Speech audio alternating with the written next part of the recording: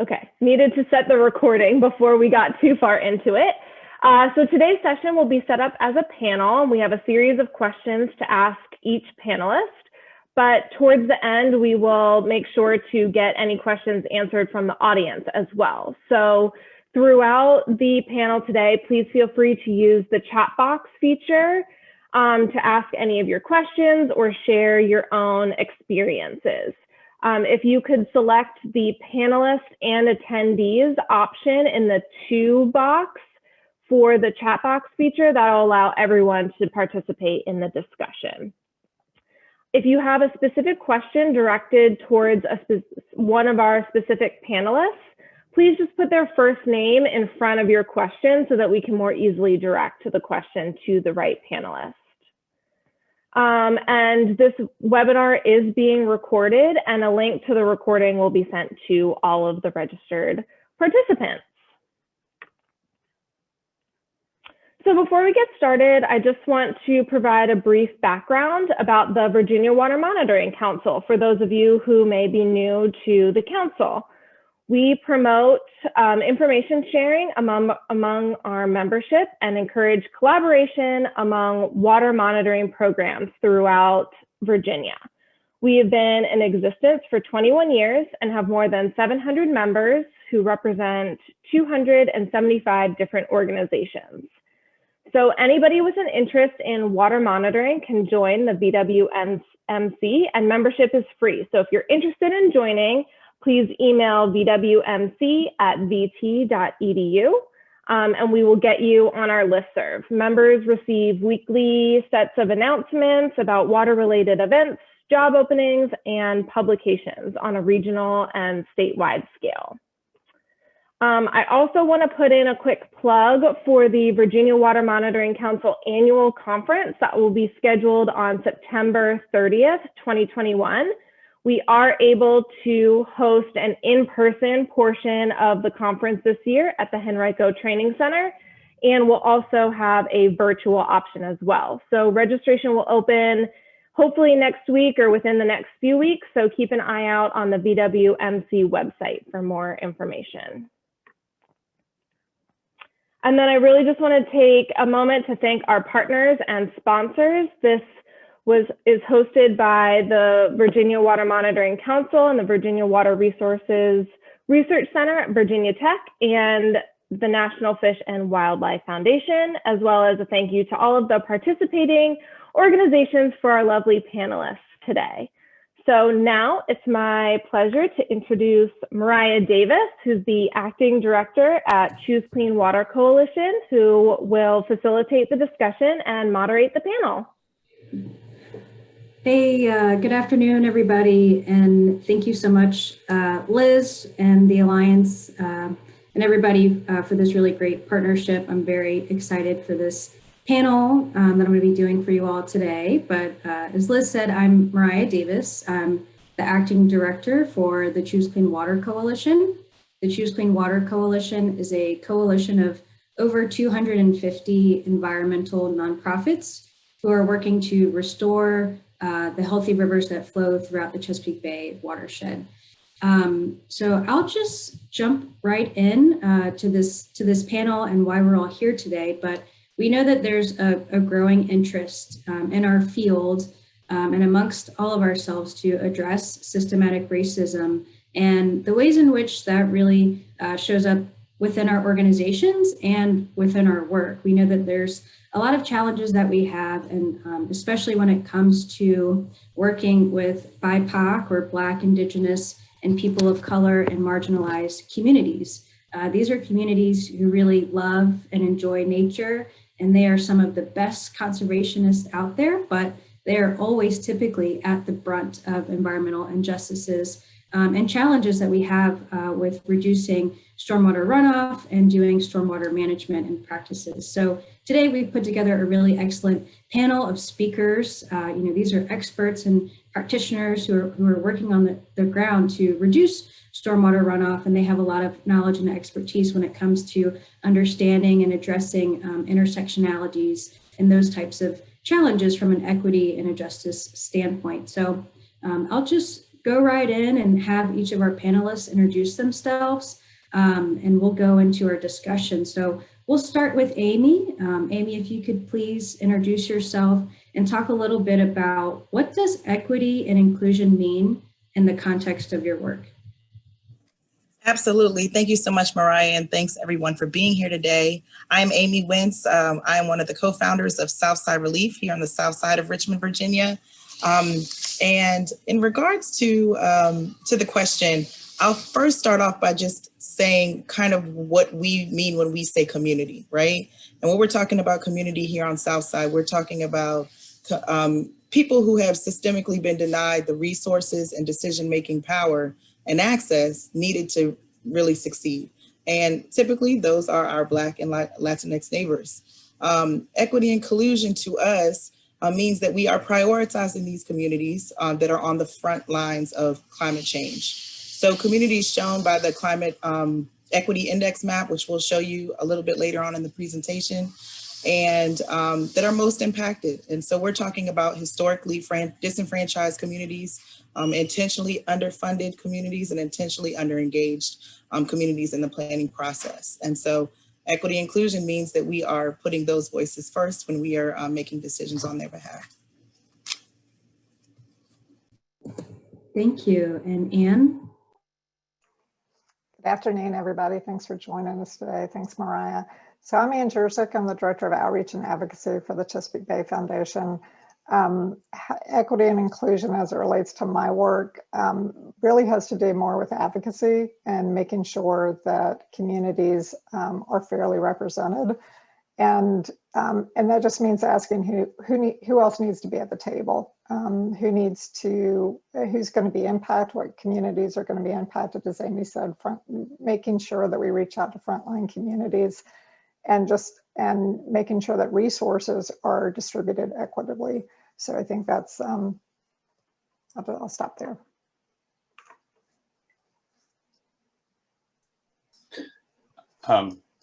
Hello, my name is Gustavo Angeles. I work for the Virginia chapter of the Sierra Club.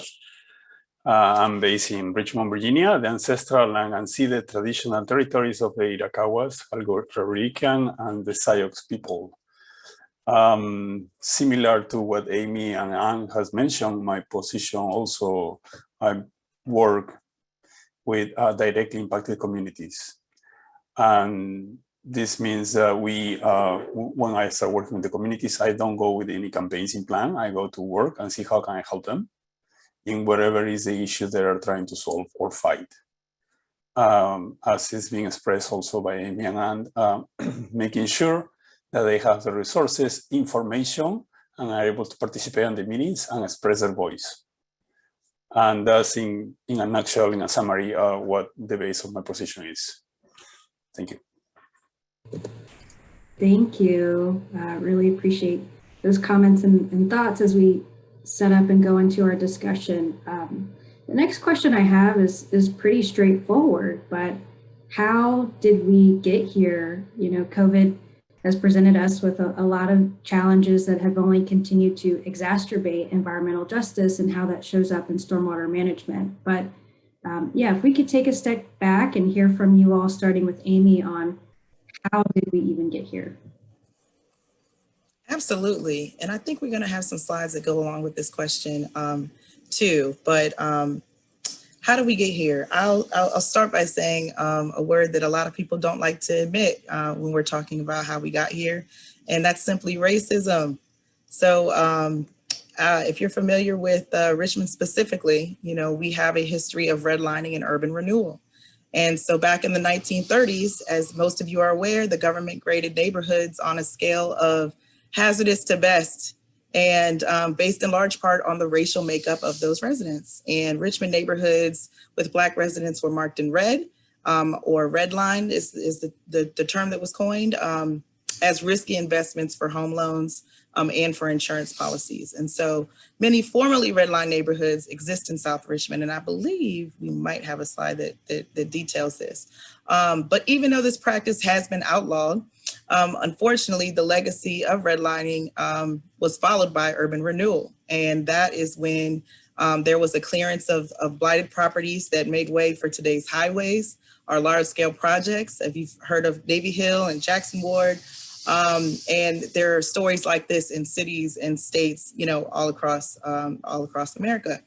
And unfortunately, they've had a lasting impact that has affected specifically Southside communities. And so that was the reason why we were intentional about creating Southside Relief, because we wanted to make sure that there was a concerted effort that was made to rectify years of economic, cultural, and environmental damage done in our communities. So that was one thing.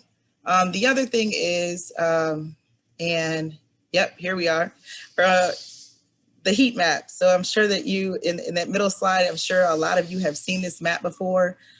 This is showing our urban heat islands here in the city. And I, you know, even though we represent Southside Relief, we're representing Southside of Richmond, you will also see that there are areas on the map where there are, you know, areas in the East End and some north of the river as well that are experiencing this issue.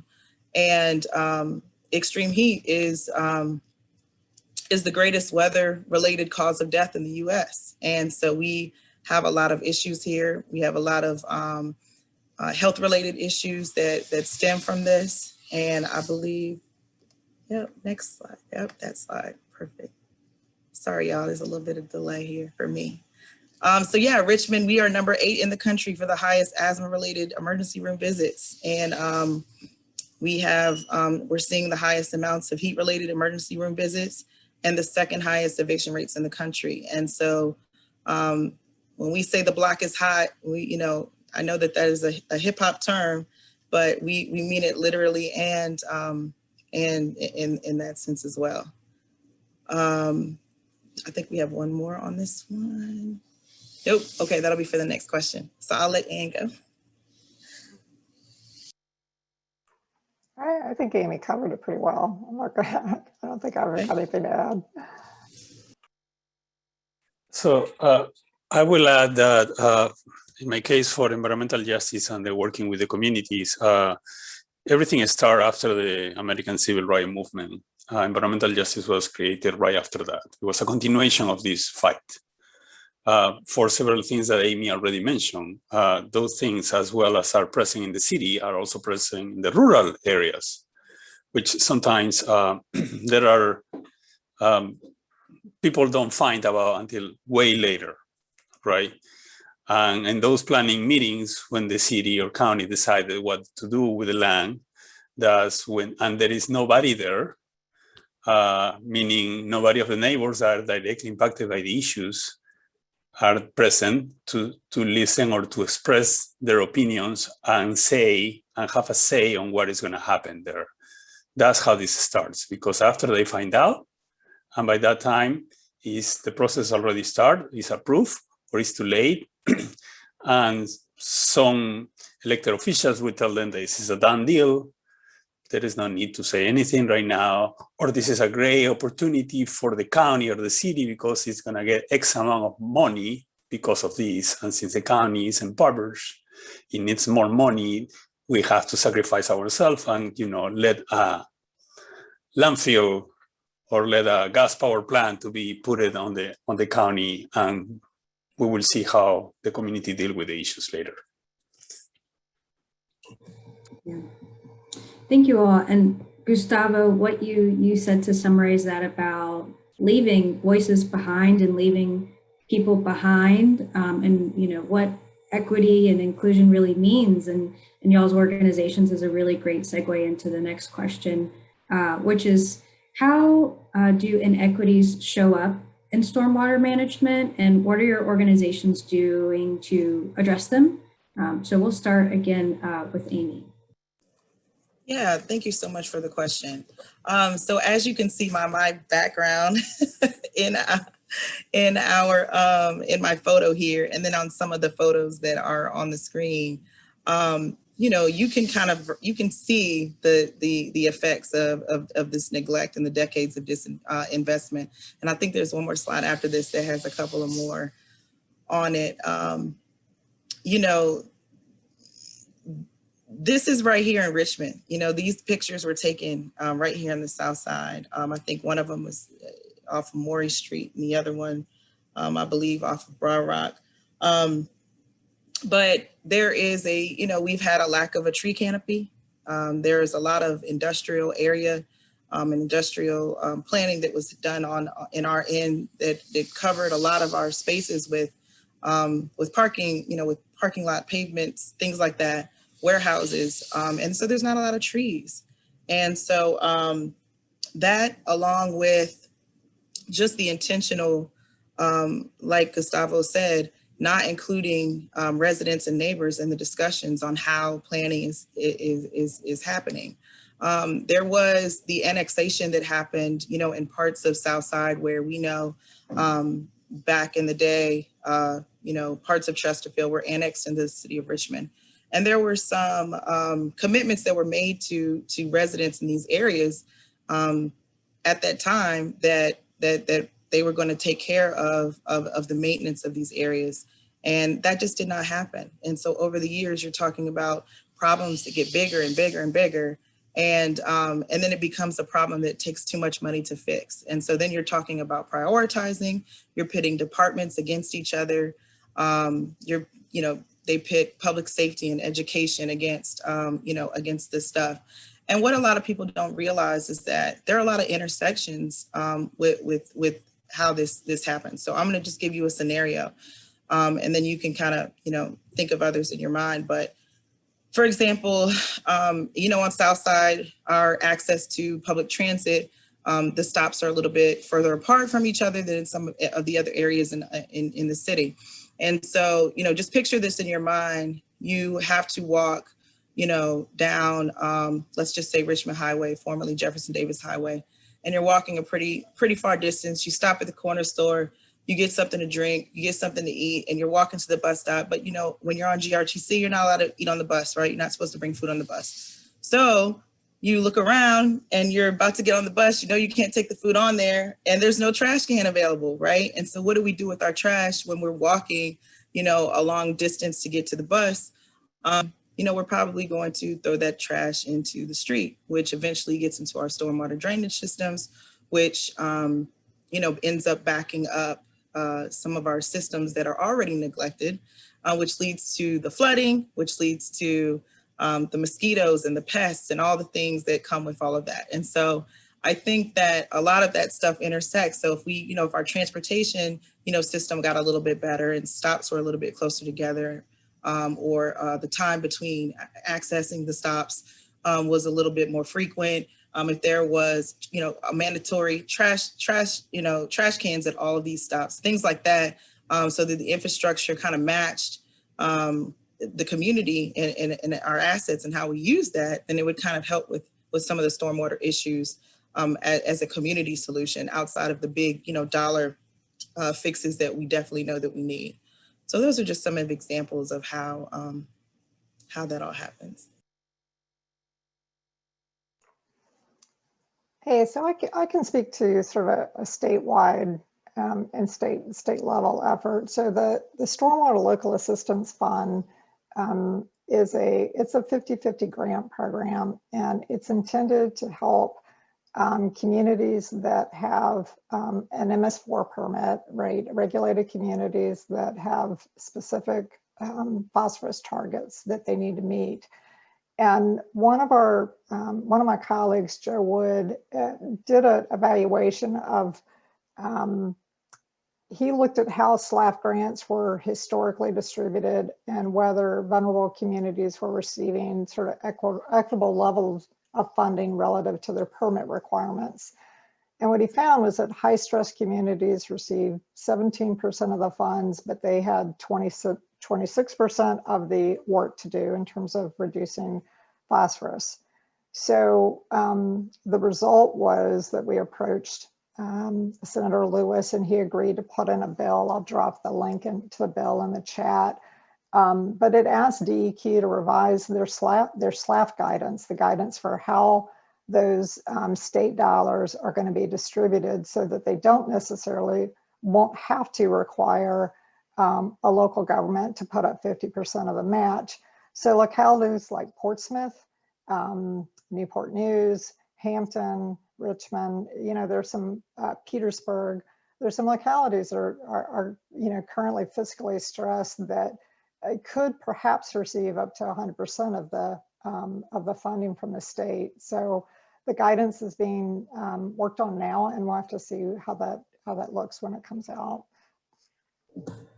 Thank you, Anne. And Carolyn White actually put an example of something that she's experiencing where she lives in between Chesapeake and Suffolk. And thanks, Carolyn, for putting that in the chat. I'm actually a native. I'm from Chesapeake and very familiar with that area. So I hope the work that you're doing, Anne, will work to really address how money is being appropriately dispersed to communities in need. And Gustavo, if there's anything you'd like to add about how inequities are showing up in stormwater, and what are y'all doing to address that? Sure, thank you.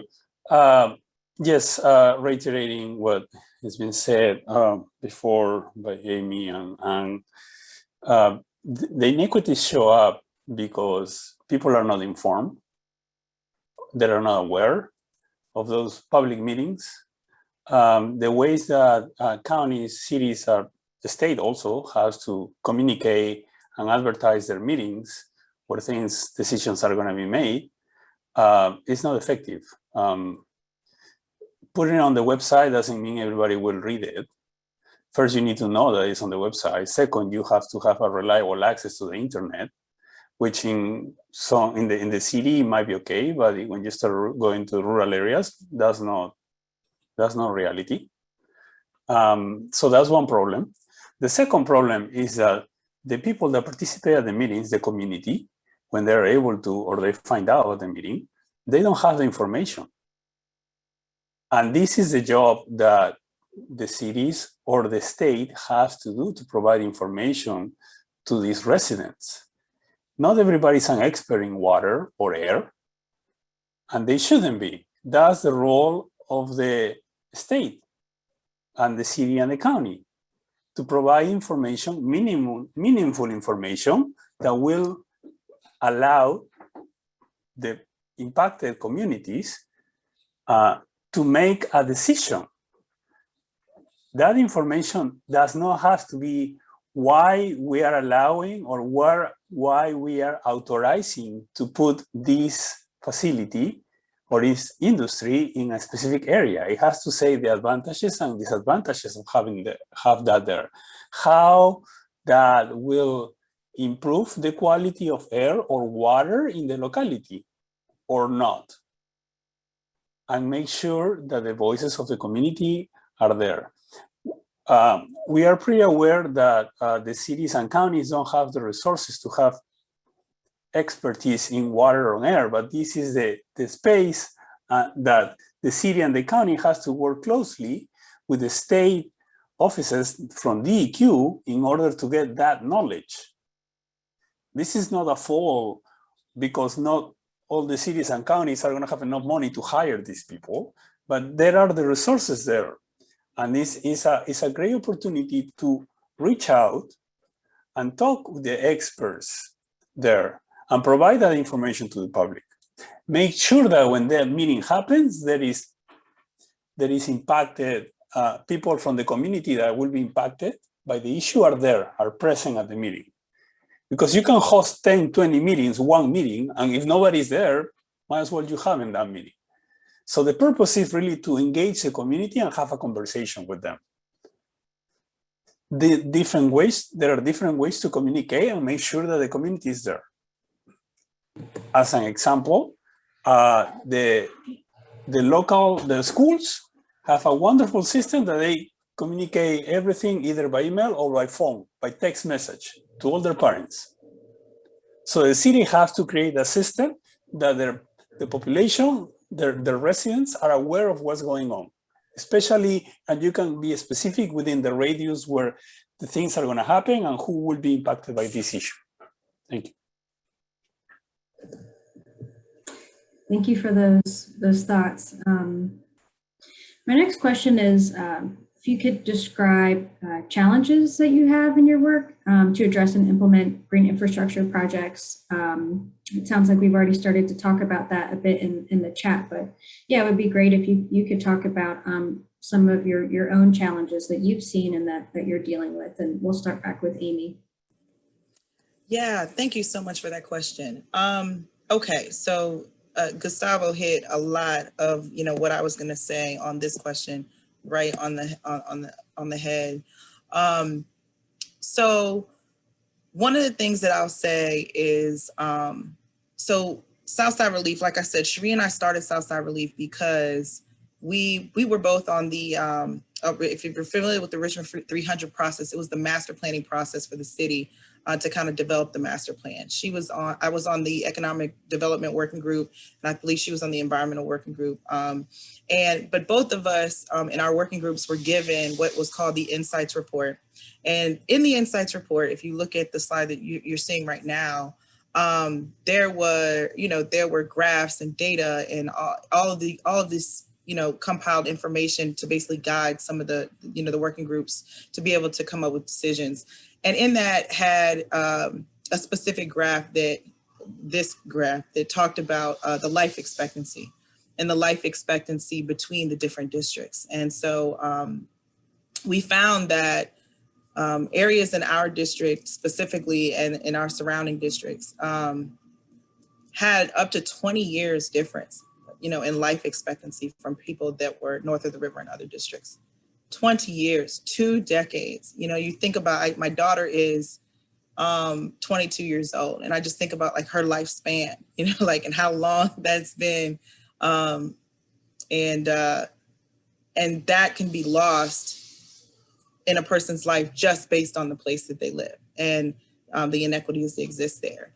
So I think that that was what kind of sparked us to say we need to, create Southside Relief. There are some issues here that deal with environment that it intersects with so many things: housing, transportation, education. It all intersects together, and we need to do something about it. And I think for me, one of the challenges is, just like Gustavo said, education, right?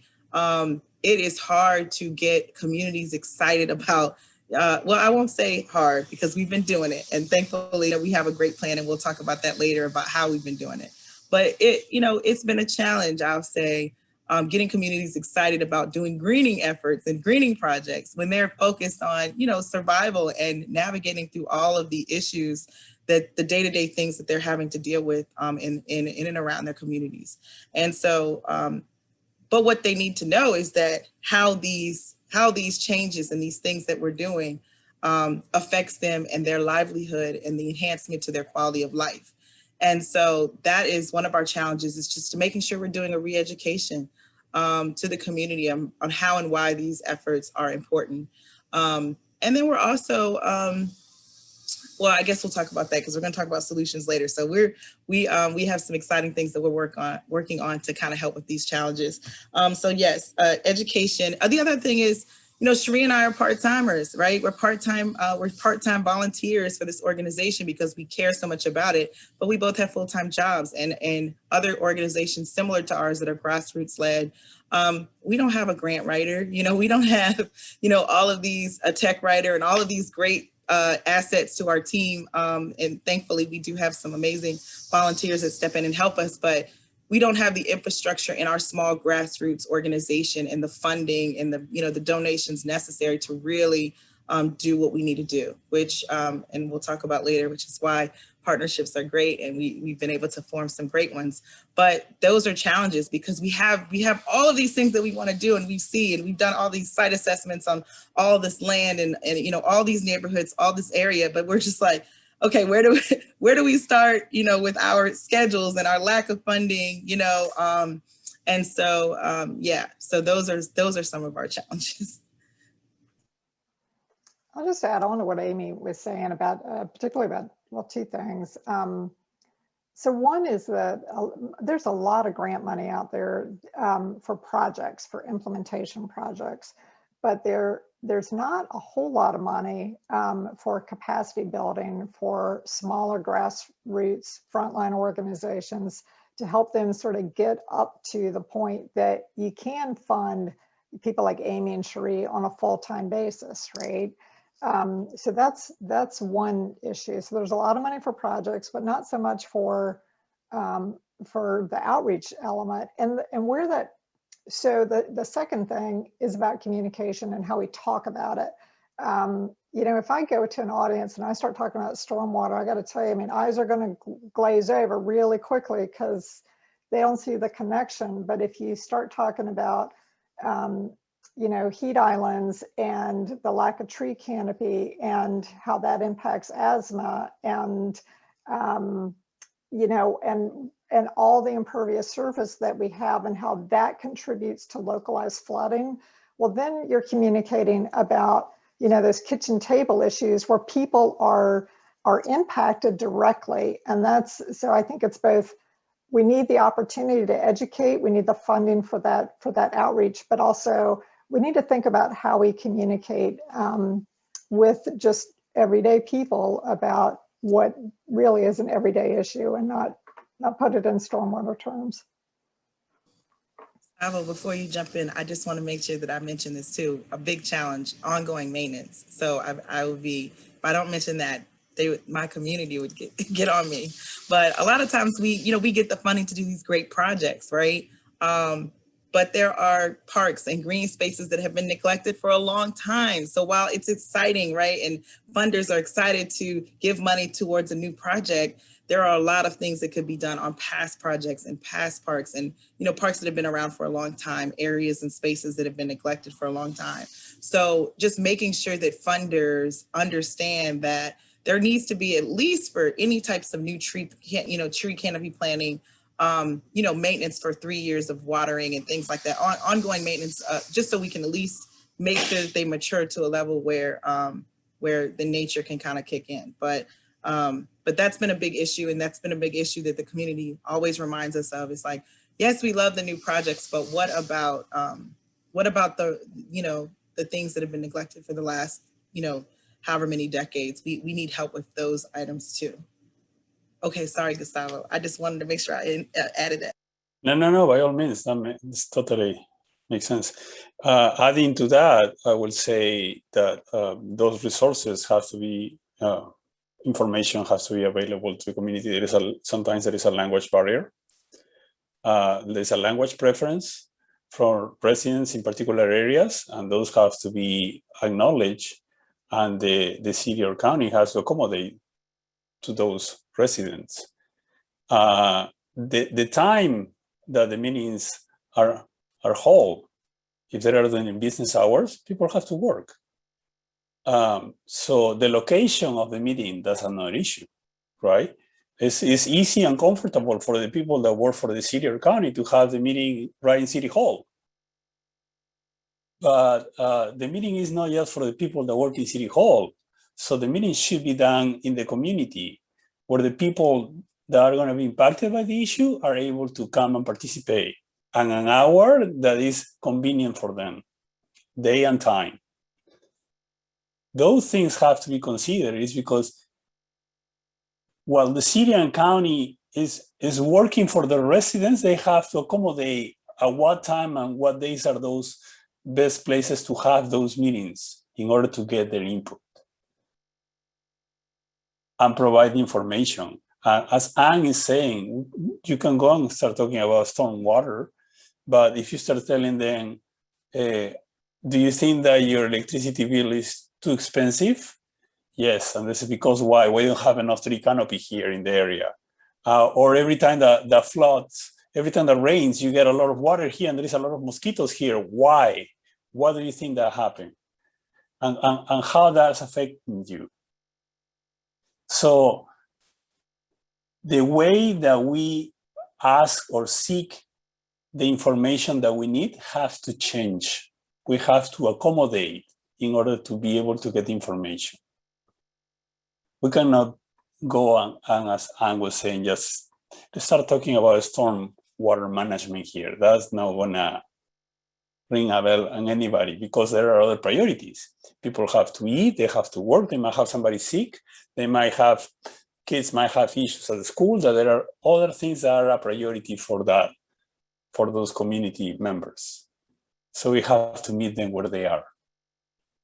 Thanks. Great. Talked a lot about challenges and how we got here, and some ongoing challenges. And Gustavo, tend to tie this up really well going into the next question, but you said meeting people where they are, right? So collaboration and partnership. So we're going to switch gears here to talk a bit more about, successful partnerships.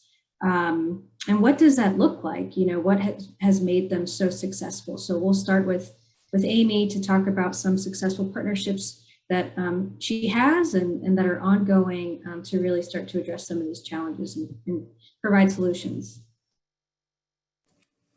Absolutely. I'm not going to start with the partnerships of the people that we already have on the panel, because then it would seem like we set that up.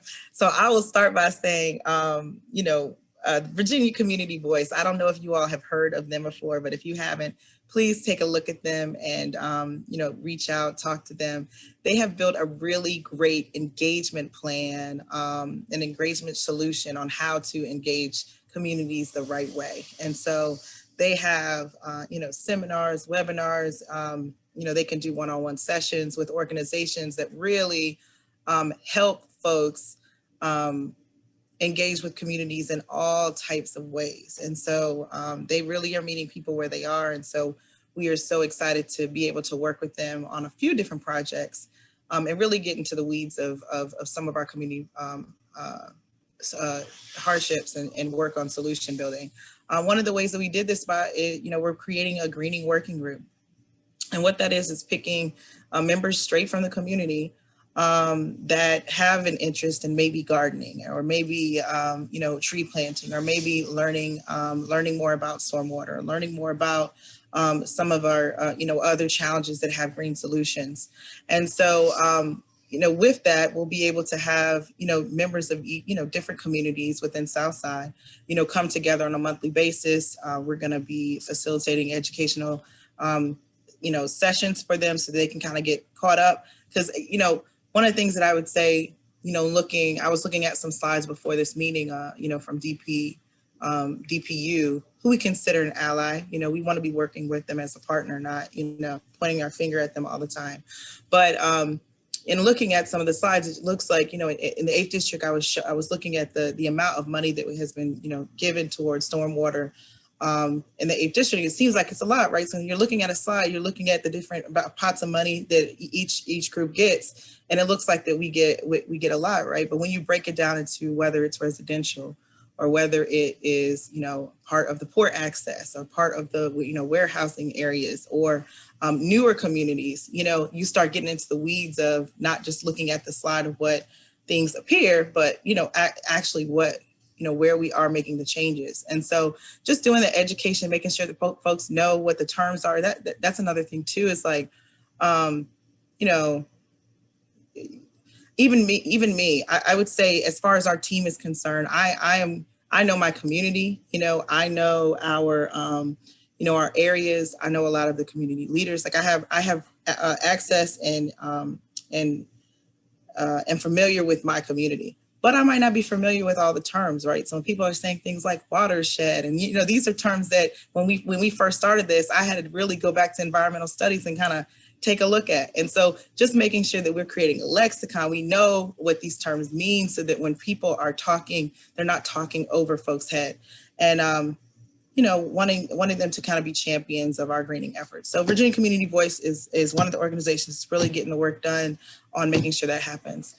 We also are working with the Chesapeake Bay Foundation. So we're working with CBF on a lot of great projects right now as we work to reforest the south side of Richmond. And so they've been a great partner because they have all the brain power. They have the brain power. They've been doing this work for a long time. They know this, and they have all of the lessons learned and the mistakes that they made in the past.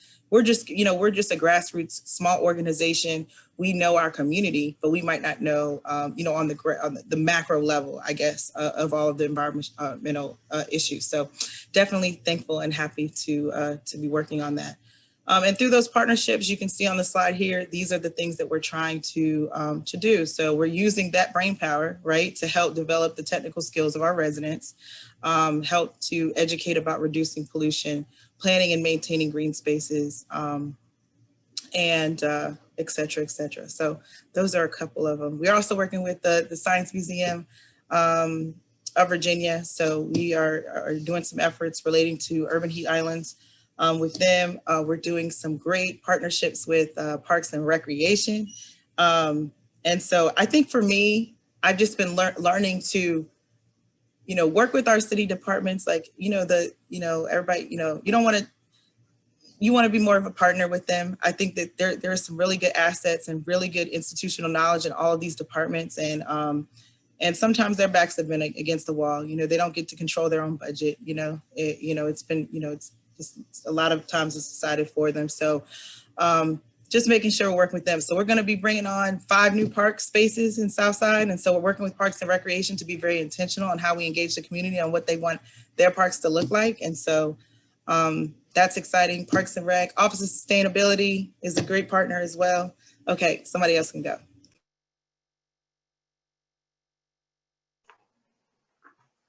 So Amy, you want to advance the slides and okay.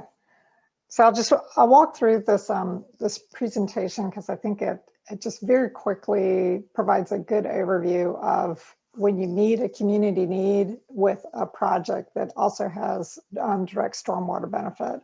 So this is Second Baptist Church. It's in Southside. It's on Broad Rock Boulevard. It's in the middle of a food desert.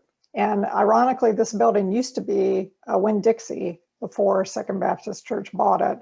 On the left-hand side, that's the building itself. It's a 1-acre roof. And on the right-hand side is a parking lot. Next slide. So the challenge, I guess, is altogether Second Baptist Church had over 6 acres of impervious surface. They were paying a big stormwater bill to the city. And, they're in the middle of zip code 23224. There's very few grocery stores in that area. But also they've got that zip code has the highest rates of hypertension, diabetes, obesity, and other chronic illnesses, higher than the other zip codes in the rest of the city. So Pastor Hodge at Second Baptist Church has a vision. He wants the church to be a wellness hub. And part of that vision was to give high quality food to the congregation at no cost.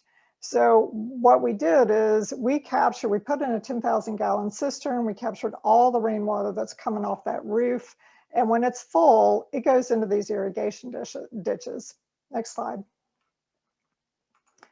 So the rest, if there's any overflow, that water irrigates the community garden. And what you're seeing here is sort of the beginning of what was Eden's Community Garden. This was started in 2015. It's now 6 years later. They're producing over 5,000 pounds of produce every season.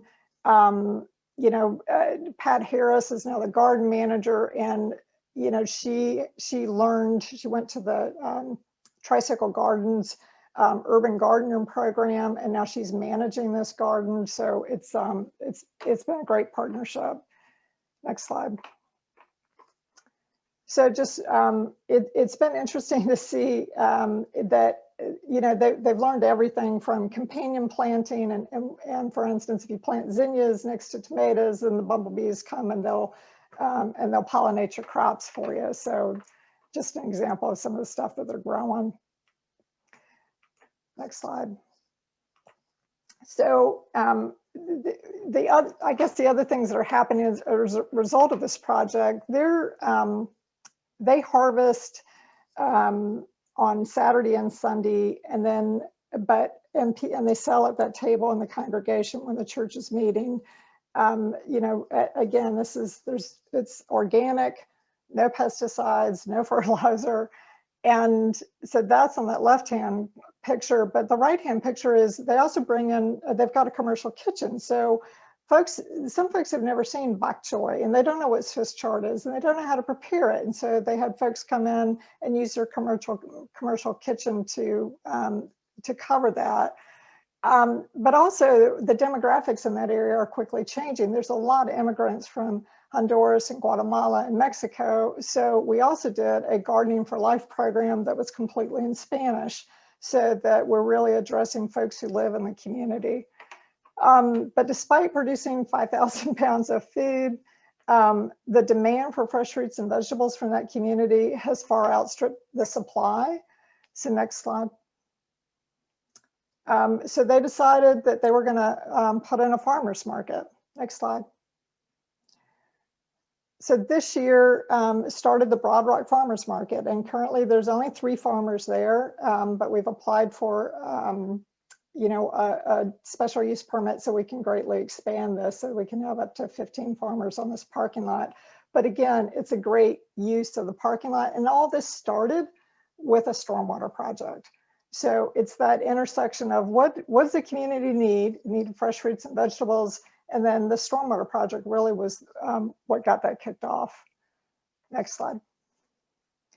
And then that led to all of these partners coming together for the new work that Amy and I are working on, which is a Greening Southside project. So these are our partners, and I think that the great thing about this project is we're able to leverage really unique skill sets that each one of these partners brings to the table. Next slide.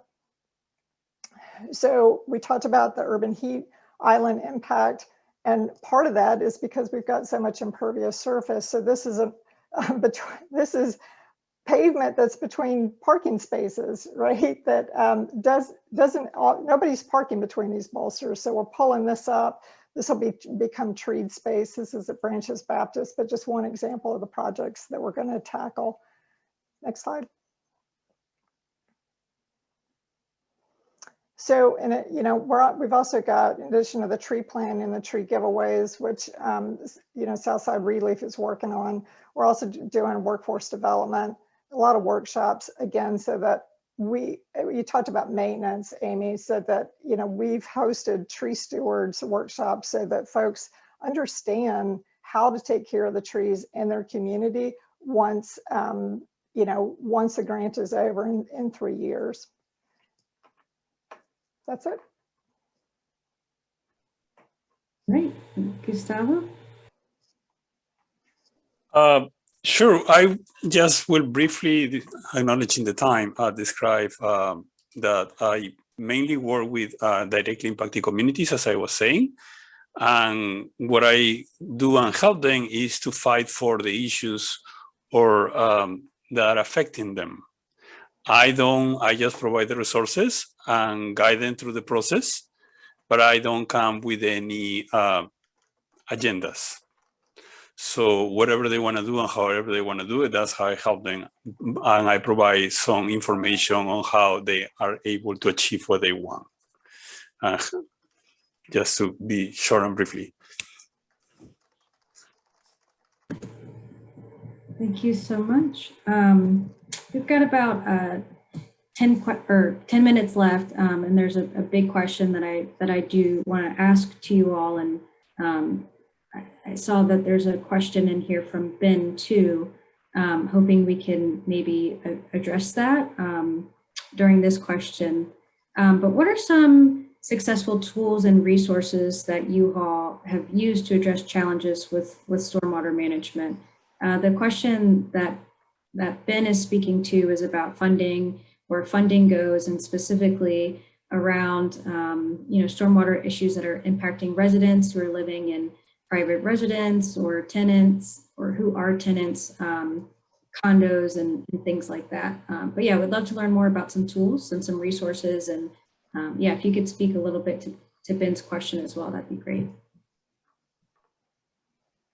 Absolutely. I'll probably let Ann and Gustavo get a little bit more into this, but I'll say for Southside Relief, we're in our beginning stages. I think we've been around for about 2 years now. What we're working on right now is a greening, like a master plan for Southside. And so we're still in that phase where we're doing our assessing and et cetera. But once that's done, and we're going to do this, with our greening working group, lockstep with them, we will be able to have a resource that kind of outlines the history of some of our areas, the stormwater projects that have happened in the past, some of the things that were planned, so people can kind of get a big picture. And I think that once we put that resource together, it'll kind of show where we were, where we are now, and then where we're headed. in a way that makes it really plain and makes it easy for folks to be able to kind of understand what's going on. So that's what we're working on right now. It's not done yet, but we'll work. Great, thank you. Yeah, so there's, I'm not going to speak to each of these grant programs, but just wanted to say that the next two slides are grants that are currently open, so that's funding that's available.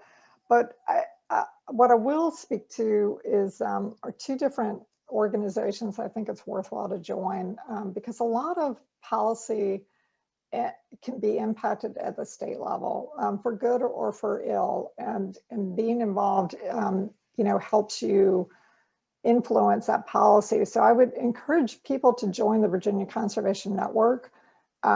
It's it's free to join, but boy, it's sure attending some of the the lobbying training meetings that they have, tremendously helpful. So I would encourage that. And then the other thing is that the state created the Environmental Justice Council.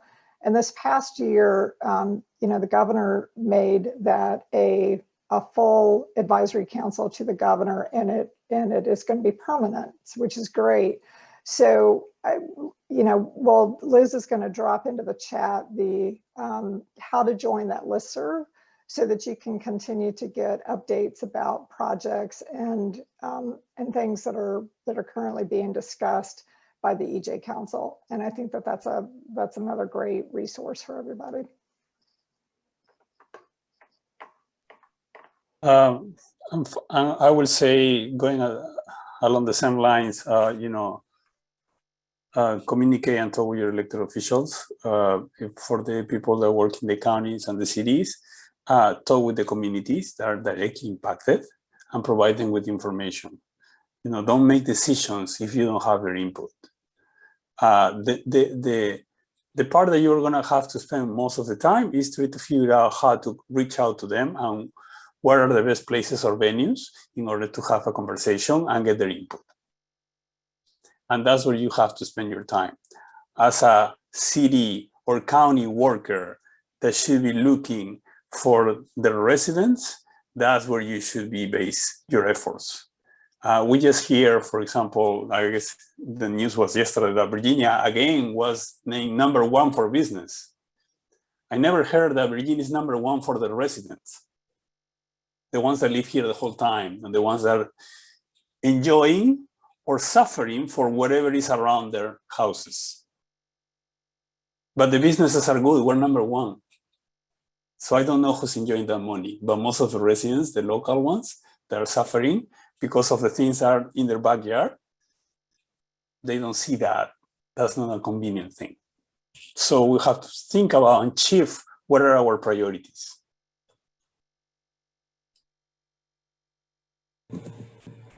Thank you. Let me speak to Ben's question real quick. So just in answer to that, the state is currently asking for input on the community flood preparedness, or there's a grant that's the Community Flood Preparedness Fund, but it's also created the flood resiliency work under Ann Phillips. And what they're currently doing is evaluating the different projects, and particularly in coastal areas that are dealing with recurrent flooding. And that, I'll drop in the chat, but there's currently a stakeholder meeting about that. And there's a survey, an online survey asking specifically for project input, which sorts of projects should be funded. So your example here about, apartments and condos, et cetera, there's one that's routinely flooding. That's a project you would probably want to work with the local planning district commission to get on that community flood preparedness project list. I hope that's helpful. Thank you all.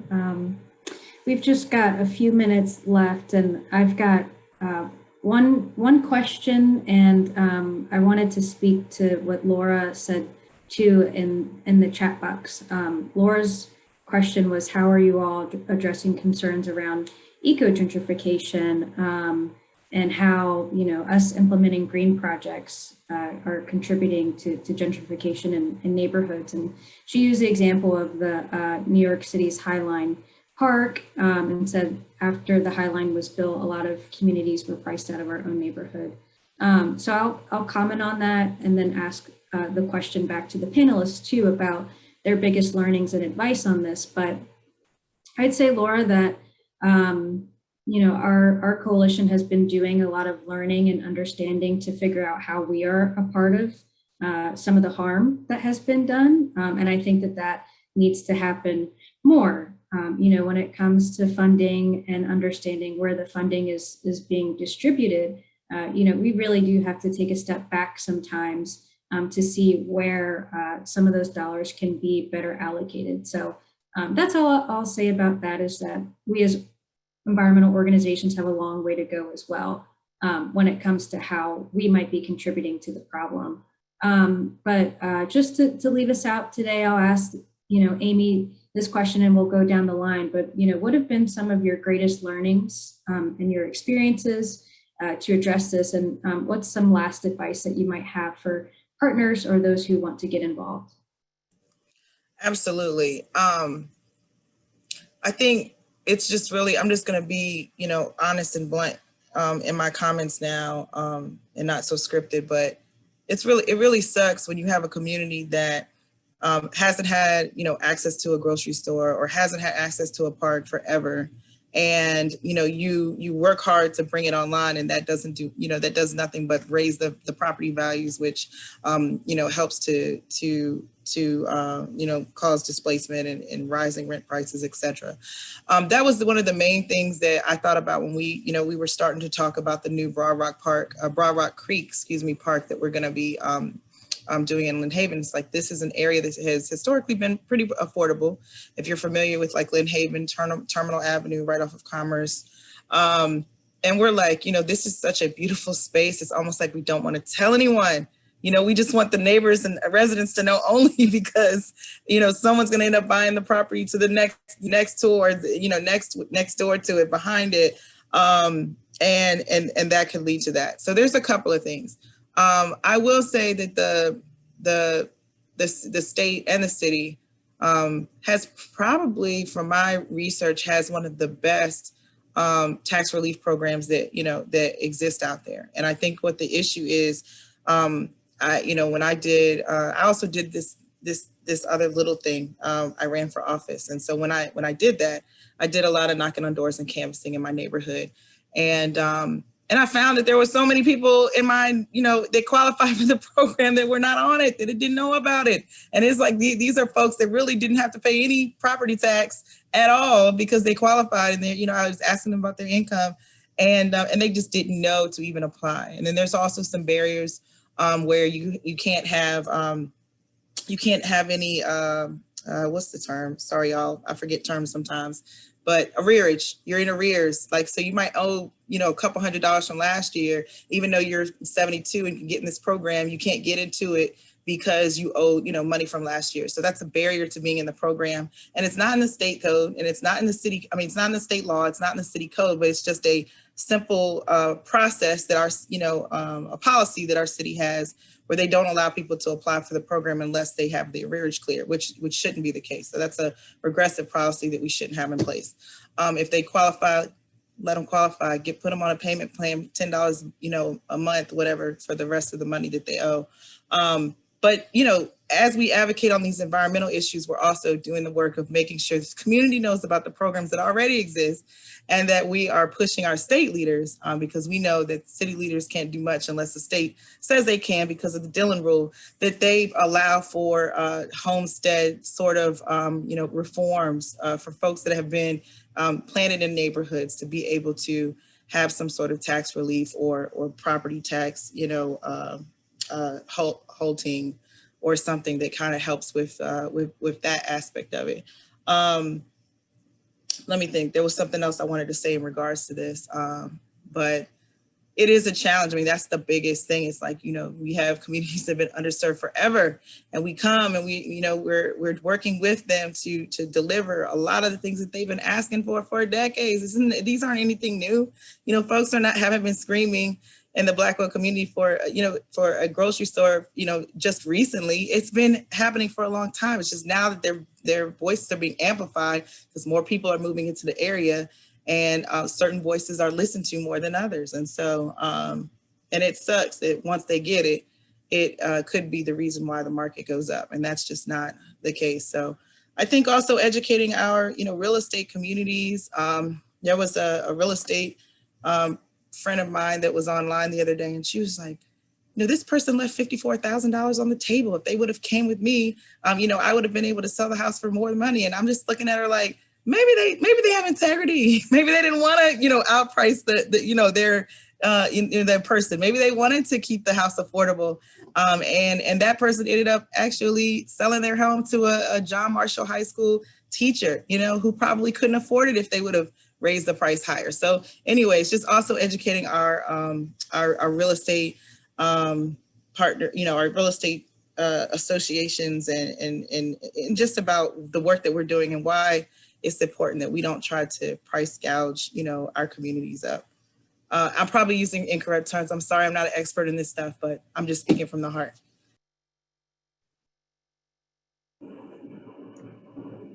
I think, I mean, it's 3 o'clock. Do you want me to answer, or do you want to keep, I mean, or do you want to close?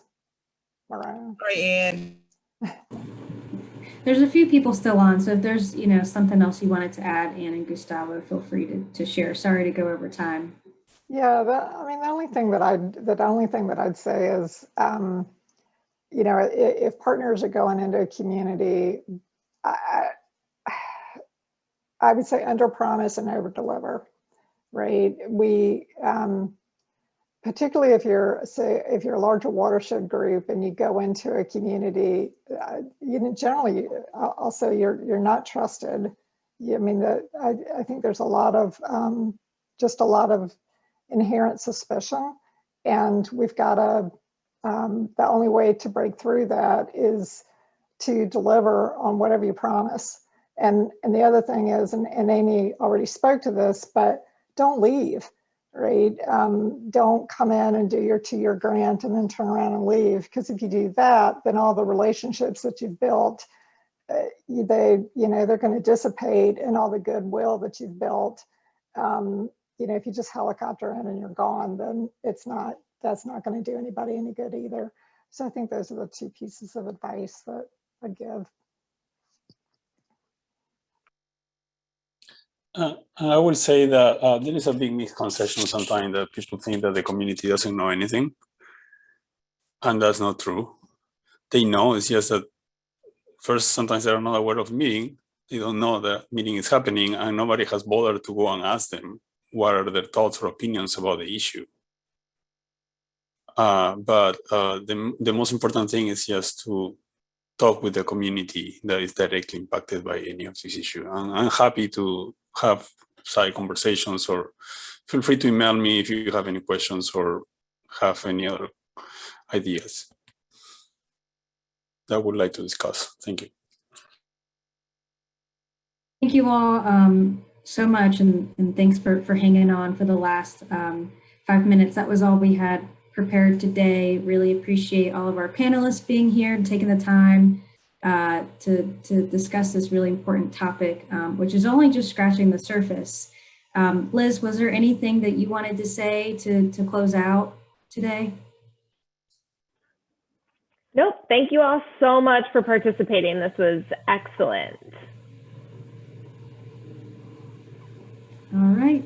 Well, take care, everybody, and we'll be sure to share the recording, and feel free to reach out to us if there's other questions that you might have. So take care. Have a good day. Thanks, everybody. Bye-bye.